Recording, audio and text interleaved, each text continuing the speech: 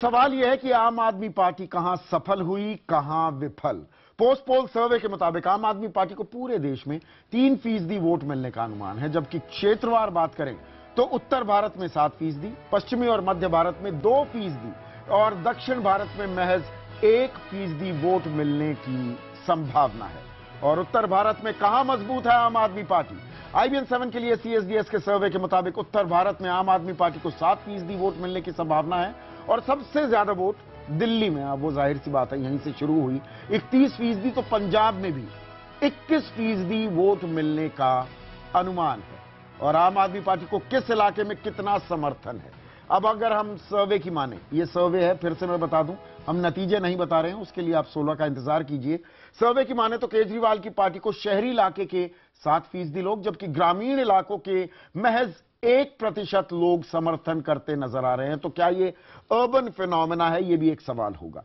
आम आदमी पार्टी का कितना साथ दिया नौजवान वोटरों ने?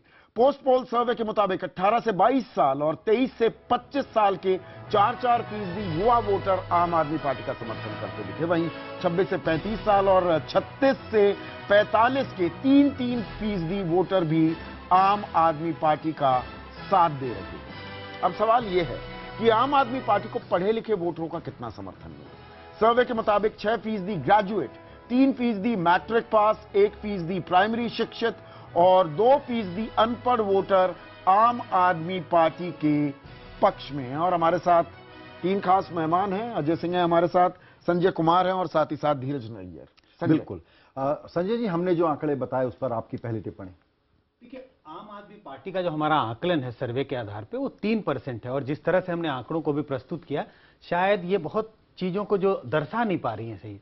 अगर इसको थोड़े अलग दृष्टिकोण से देखें कि अगर आम आदमी पार्टी को मान लीजिए 100 वोट मिल रहे हैं, उनके वोट 100 वोट कहां से आ रहे हैं?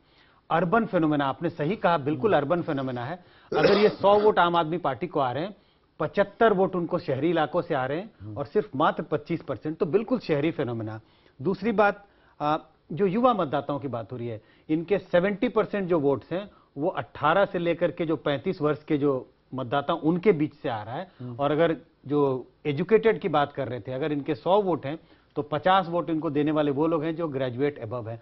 बिल्कुल सेक्शनल सपोर्ट है, अर्बन एजुकेटेड यंग वोटर, बिल्कुल इनका दायरा वहीं तक सिमटा हुआ दिखता है। ऐसे में आम आदमी पार्टी से जो निराशा हुई है उनके समर्थकों को, या जो वैकल्पिक राजनीति चाह रहे थे, उसका फायदा क्या बीजेपी को मिला है? वो वोटर जिसका शायद शुरुआती झुकाव आम आदमी पार्टी को था, निराशा के चलते क्या बीजेपी के खेमे में चला गया? बिल्कुल। अगर मुझे लगता है कि अगर ये लोकसभा के चुनाव मान लिया जाए एक अनुमान के हिसाब से, एक काल्पनिक तौर पे, अगर ये दिसंबर जनवरी में लोकसभा के चुनाव होते तो मुझे कोई शक नहीं होता कि आम आदमी पार्टी को शायद 20-25 सीटें आती।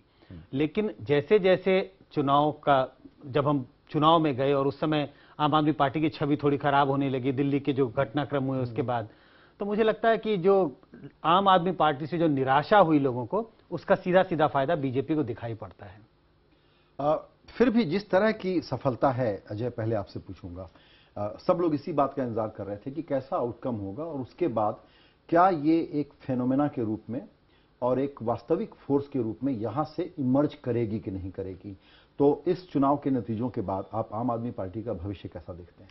देखिए, 1 साल के अंदर में एक दल आया और जो कि दिल्ली जैसे स्टेट पे आ गया, तो ये अपने आप में तो वाकई में अद्भुत बात थी। लेकिन ये अजीब सा दल है। इसमें आप देखिए तो जो सिंबल्स हैं, जो ईडियम्स हैं, वो राष्ट्रवाद के होते हैं और लेफ्ट भी है, एक्सट्रीम लेफ्ट भी है।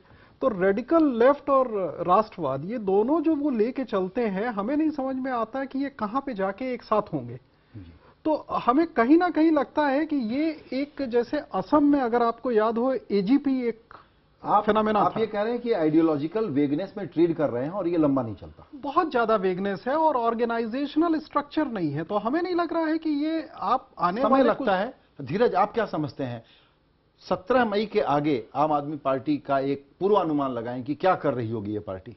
देखिए, कोई भी राजनीतिक दल 1 या 1.5 साल में तो नहीं बन सकता, मतलब बन सकता है, लेकिन सत्ता में आए दिल्ली में ऑलमोस्ट आ गए दिल्ली में सत्ता, ये काफी बड़ी बात है। 1 साल पर का दिल्ली एक राज- सिटी स्टेट लेकिन दिल्ली सिटी स्टेट है और मेरे ख्याल में बहुत जल्दबाजी कर दी केजरीवाल जी ने। नेशनल एम्बिशन उनकी हो गई। पहले दिल्ली में आते सत्ता में, दिल्ली में कुछ करके दिखाते, फिर हरियाणा, फिर पंजाब। स्टेप बाय स्टेप लेना पड़ता है राजनीति को। ऐसे तो नहीं होता आपने दिल्ली में 28 सीट जीत गए, असेंबली में तो आप समझ गए कि मैं वाराणसी में भी जीतूंगा, मैं पूरी इंडिया में संदीप जीतूंगा। से एक सवाल मैं नहीं पूछना होगा। चाहता हूं। जी। संदीप, बहुत ही मास्टर स्ट्रेटजी थी, कमाल का प्लान था, गजब का वैक्यूम भरने के लिए आए थे ये लोग। दिल्ली की सफलता ने सबको बिल्कुल पागल कर दिया।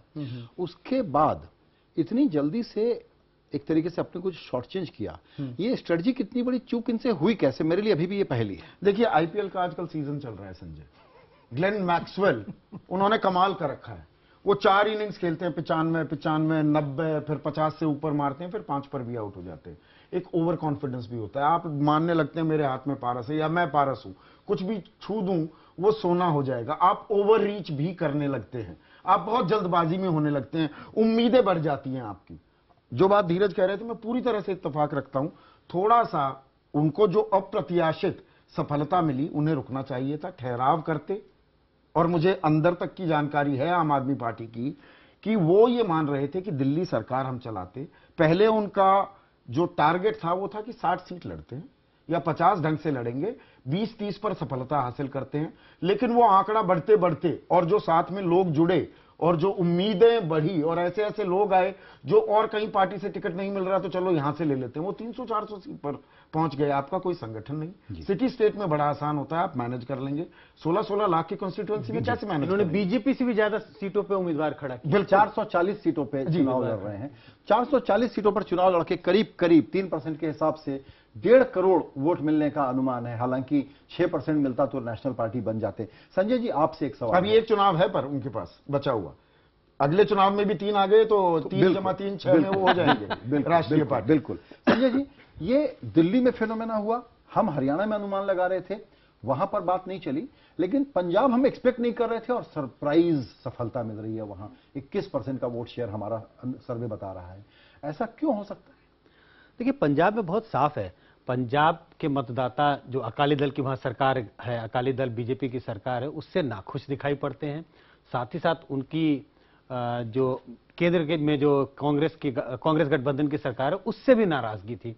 तो उनके लिए बिल्कुल एक तरफ खाई और एक तरफ कुआं, किसको वोट दें। और वहां आम आदमी पार्टी के कुछ अच्छे उम्मीदवार भी खड़ा किए और इस कारण से मुझे दिखाई पड़ता है कि आम आदमी पार्टी के उम्मीदवार को पंजाब में अच्छा खासा वोट दिखाई पड़ रहा है। हमारे सर्वे के अनुमान से 21% है और वो शायद कुछ सीटों में भी तब्दील हो जाए, 2-3 सीटें वो जीत सकते हैं वहां पे। आपकी अच्छी स्ट्रैटेजी होती अगर वो उन राज्यों को और उन सीटों को टारगेट करते हैं जहां पे लोग कांग्रेस और भाजपा दोनों से निराश हैं। जैसे कि दिल्ली असेंबली में था, कांग्रेस से तो निराश थे और बीजेपी की तरफ खास उम्मीद भी नहीं थी।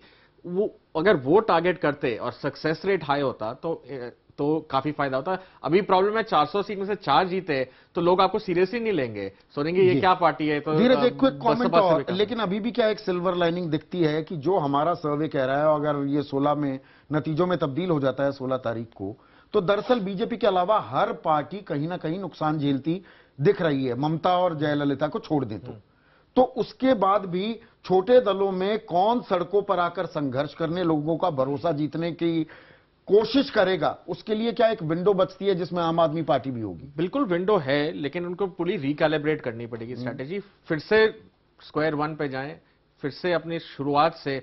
अब दिल्ली में चुनाव होंगे कभी ना कभी, अगले 6 महीनों में होंगे, उसको टारगेट करें, वहां सत्ता पाएं। फिर हरियाणा में होंगे, स्टेप बाय स्टेप ले। तो अभी भी ऐसा नहीं है कि बिल्कुल खत्म हो गए। भारी चोट पड़ेगी इस नतीजे के बाद, लेकिन अभी भी क्षमता है और जगह भी है राजनीति में, क्योंकि मोदी सत्ता में होंगे तो ऑपोजिशन वॉइस जरूरी होगा और केजरीवाल जरूर शोर मचाएंगे, इसमें तो कोई शक नहीं है। बिल्कुल, पार्टी वैसे बची रहती है या नहीं, ये भी एक बड़ा सवाल होगा। आम आदमी पार्टी के सामने मुंह बाय खड़ा होगा। नतीजे कैसे आते हैं इस पर ये डिपेंड करेगा। एक छोटा सा ब्रेक के बाद भी चर्चा जारी।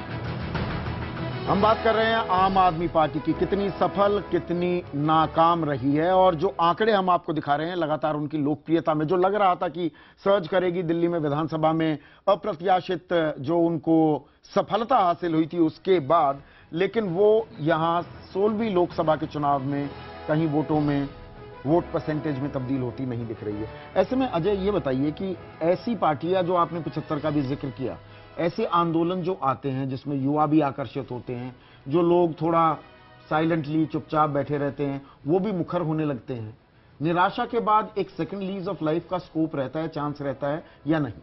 देखिए, हमें एकदम नहीं लगता है। हमें लगता है कि ये फिनोमेना टेपर आउट हो जाएगा 1 साल के अंदर। और जैसे असम में अभी हमने थोड़ा सा जिक्र किया था, एजीपी का ऐसे ही आया था। और एजीपी आया तो लगा कि बहुत दिन तक होगा, लेकिन एजीपी एक टाइम रहा और उसके बाद फिर अपने आप हट गया।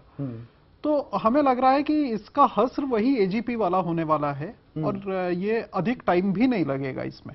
धीरज, पर ये भारतीय लोकतंत्र के लिए ये बुरी खबर नहीं है क्या? क्योंकि दरअसल ये एजीपी से टोटल पैरेलल एग्जाम्पल भी नहीं है। अगर हम आम आदमी पार्टी की बात करें, ये आंदोलन खड़ा हुआ था भ्रष्टाचार के खिलाफ, ये आंदोलन खड़ा हुआ था सरकारी निष्क्रियता के खिलाफ, आपसी एक सहमति जो राजनेताओं में, राजनीतिक दलों में बन जाती थी, अपने भले के लिए सोचते थे, देश के भले के लिए नहीं। क्या ये बातें बिल्कुल खत्म हो जाएंगी, ये चर्चा से हट जाएंगी क्या? मैं आशा करता हूं कि नहीं हटे, क्योंकि आपने ठीक कहा, ये लोकतंत्र के लिए बहुत बुरी खबर होगी अगर आप पूरी तरह खत्म हो गई। क्योंकि इन्होंने दो चीज, एक तो भ्रष्टाचार के खिलाफ तो लड़ाई दी है, लेकिन दूसरी जो इन्होंने बहुत अहम चीज दिखाई है कि मनी पावर सब कुछ नहीं होता पॉलिटिक्स में। मतलब अगर का कम पैसा हो, आप रेस करके थोड़ा बहुत फिर भी जीत सकते हैं, जैसे दिल्ली में दिखाया उनके काफी एमएलए जीते। तो ऐसे आप रहे ना रहे, लेकिन ऐसा उनका मॉडल जरूर जिंदा रहना चाहिए। अगर आप खत्म हो जाए तो वैसी किसी और पार्टी को। कंक्लूडिंग कमेंट्स आपके आज की चर्चा। मैं कमेंट ये करना चाहता था कि कोई भी शहरी मिडिल क्लास के गुस्से से निकला हुआ आंदोलन खत्म होने का इतिहास बहुत पुराना है इस देश में। इसके सामने अब चुनौती है। अगर ये आंदोलन जो राजनीतिक पार्टी में बदला वापस पॉलिटिक्स करेगा तो शायद जिंदा रहेगा, लेकिन पॉलिटिक्स सिर्फ टीवी के जरिए करेगा जो इसने किया, और उसी के बूते इनकी ये ताकत बनी। तो टीवी के जरिए किया हुआ आंदोलन और उसके जरिए चलाई गई राजनीति तो नहीं चलेगी। बहुत बड़े क्रॉस रोड पर है ये पार्टी। डेमोक्रेसी के मॉडर्नाइजेशन का एक ऐसा प्रयोग था जिसमें सबका दिल लगा, लेकिन जैसे ही आंदोलन की पवित्रता से चुनावबाजी में आ गए, वहां पर उनको वही सब करना पड़ा जो सबको करना पड़ता है, उसकी कीमत चुकानी पड़ी। वरना टीवी के तो इमेजेस बीम तो पूरे दुनिया में हो रहे थे, पूरे देश में हो रहे थे, लेकिन 28% छोड़ दो, 30% छोड़ दो, 3% वोट क्यों मिलना चाहिए था अगर ये इतना बड़ा आंदोलन था और इतनी बड़ी वैकल्पिक राजनीति थी? बिल्कुल। और अगर वजूद बचाए रखना है आम आदमी पार्टी को, तो एक बात वो सड़क पर मैंने सुनी थी, लोग ये कहने लगे थे, ना करना ना धरना, सिर्फ धरना धरना धरना। ये आम आदमी पार्टी के बारे में कहने लगे थे। तो धरना धरना के बजाय वो करने में ज्यादा विश्वास रखेंगे तो कहीं ना कहीं अभी भी वजूद कायम रहने की संभावना बनी रहेगी। आज के लिए बस इतना ही। नमस्कार।